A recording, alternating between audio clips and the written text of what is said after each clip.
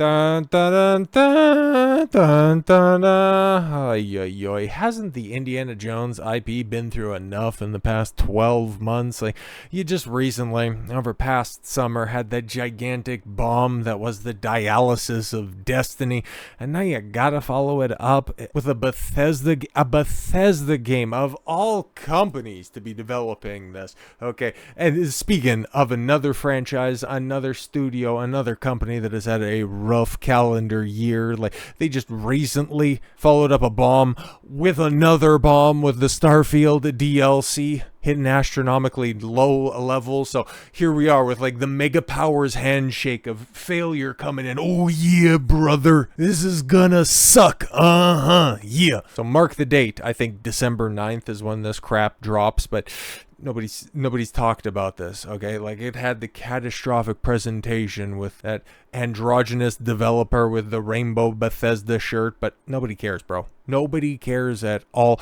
what this game is going to do, what you're out there promising, because yeah, you have the developers that worked on one good and several bad Wolfenstein games. You got Bethesda's overall jank, a game that's ultimately detracting from what people are looking for, or at least looking forward to cautiously in Elder Scrolls 6, thinking that this development is going to be taken away from that. And then, of course, milking an IP from udders that are so dry it has been giving off powdered milk for over a decade. I almost forgot this was coming out, mostly because Indiana Jones, there's the trilogy, right? Nothing's going to take away from that. As bad as Dialysis of Destiny was, as goofy and stupid as Kingdom of the Crystal Skull is, Raiders, Temple, Crusade, can't take anything away from that. It's just about a perfect trilogy. It's just about the best cinematic trilogy out there. And even some of the video game adaptations have been quite good. It's just, this isn't going to be one of them, man. It's so uninspiring. It is so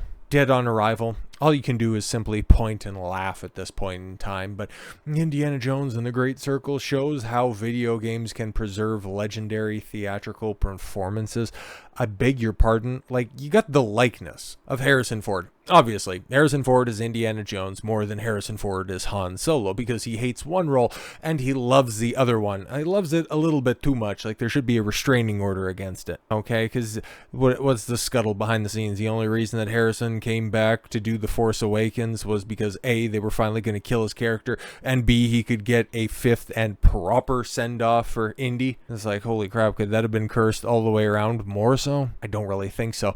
But it's not going to be Harrison in the voice acting booth, okay? It's going to be just another generic, but ultimately well-performed Troy Baker performance, because he was, it was memed, right? It was either him or Nolan North that got all of the male voice acting work, and Jennifer Hale got all of the female voice acting work from the early to mid 2010s, and then after that it was just, I don't know, whatever diverse female that these companies could scoop off the streets to do, or get Mark Hamill to do it, because Harrison Ford's too expensive and a movie star and Mark Hamill is blithering head case. Indiana Jones and the Great Circle brings a brand new chapter of Indy's adventures to life, set between the events of Raiders and Last Crusade, because yeah, of course, you have two other films that you could do with that time frame. But just like Star Wars and Star Wars Outlaws to begin with, it's like, okay, cool, Disney spends all of this money to make the sequel trilogy to expand out the mythos, but what ends up happening?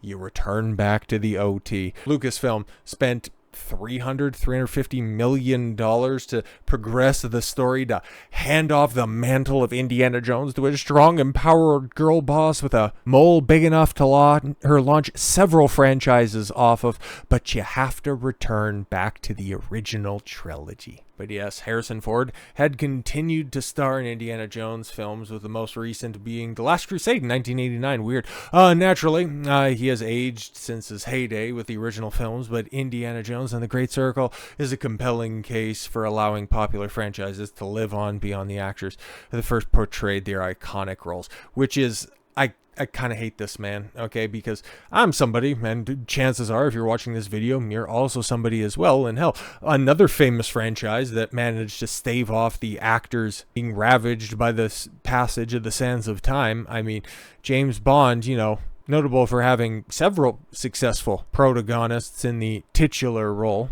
the one just, over my shoulder, notwithstanding, one good film does not quite make for, I think, technically speaking, the longest tenure as Bond, which is wild to think about. It's like Casino Royale. I like Skyfall. Not great, but I like it. Casino Royale is like one of the best films ever. But nobody can remember Quantum of Solace. Spectre is a trash fire and had no Time to Die. Well, there's a reason. There's not even talk of recasting James Bond in a timely fashion since 2020. I mean, there you go. But this whole idea, now that technology has really caught up where you could have proper stories of, I'll bring them back up here for a second, but Mark Hamill's Luke Skywalker, you could fill in the gaps. If there was competent storytellers, you could actually have a good or a passable CGI interpretation of Luke Skywalker after the events of Return of the Jedi, him competently constructing a Jedi temple, teaching young Padawans. You could have that, or you could just, turn him into a nearly kin-slaying hermit man subsisting on green alien titty milk. You could, of course, do that, but there will come a point in time where, he's not going to be around to provide the voice acting, even though you can re-speech him like you did in Book of Boba Fett.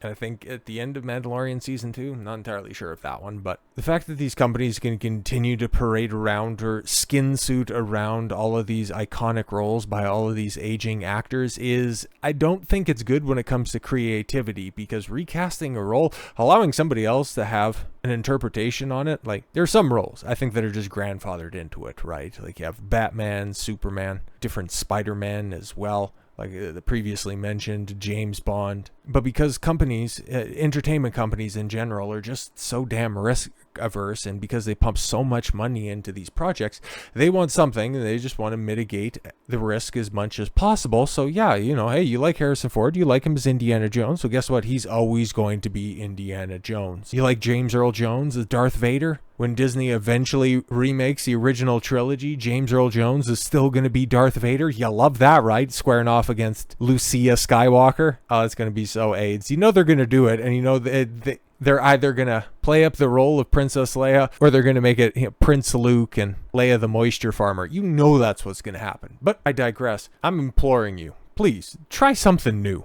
Or at least if you're going to continue a franchise, let somebody else take on the role, which is why I know if Lucasfilm is going to be doing anything with Indiana Jones, it's not going to be remarkable. It's not going to be experimental. It's just simply going to be cynical. And here we are again, on the cusp of another Harrison Ford legacy character getting an unnecessary prequel. Like, that's kind of what Temple of Doom was, right? Because it was set in the late 20s, right? Pretty sure. Late 20s or late 30s. Because the events of Raiders in the Last Crusade take place mid 40s after the war, and then a little bit later in the late 40s with Last Crusade. I'm pretty sure about that, because this pile of shit apparently takes place right after the moon landing. But here we are, Lucasfilm ripping off the idea of a young Indiana Jones and making it a movie. Yeah, because the last time he did this with a Harrison Ford character, Solo lost money, so second time's the charm, because Kathleen Kennedy, well, the one thing that she is capable and competent at doing is costing the studio a lot of money. A young Indiana Jones movie is allegedly in development at the Walt Disney Company and Lucasfilm, according to Scooper WDW Pro. Alright. A recent video uploaded to his WDW Pro YouTube channel, Scooper shared that a young indie movie is in development at Lucasfilm. Yeah, of course. He relayed, I have a source that has been right in the past and tells me that it appears Lucasfilm is doing some developing, shall we say, maybe some preliminary work on what would look like to do a young Indiana Jones movie in which Indy would be around the age of 14.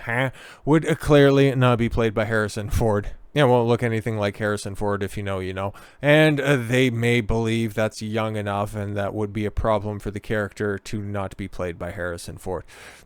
Pro then shared his own speculation. I suspect that's what they're looking at as, what they adapted the Young Indiana Jones Chronicles, which was a television series, I believe, back in the 90s.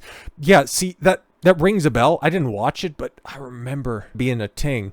Or what they set out on their own. I'm told that they would also be something that they're looking at for a post-Kathleen Kennedy era at Lucasfilm. But here's the thing about Lucasfilm, man. Like, it's rotten all the way to the core. For as much change that Marvel is trying to undertake by firing a bunch of activists, Lucasfilm, they're just trash all the way down, bro.